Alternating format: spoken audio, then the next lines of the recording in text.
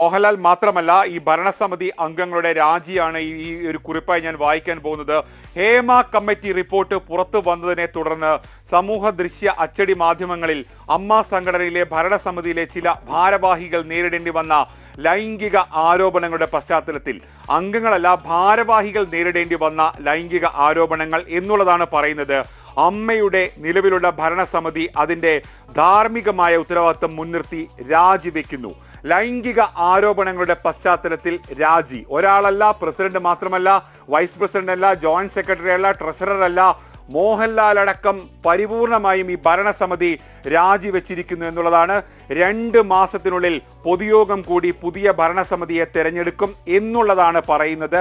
അതുവരെ മറ്റ് നടപടിക്രമങ്ങൾ, അംഗങ്ങൾക്കുള്ള കൈനീട്ടം ഉൾപ്പെടെയുള്ള കാര്യങ്ങൾ, ഓഫീസിന്റെ നടപടിക്രമങ്ങൾ പൂർത്തിയാക്കാനൊക്കെ തന്നെ നിലവിലെ സമിതി താൽക്കാലികമായി തുടരും.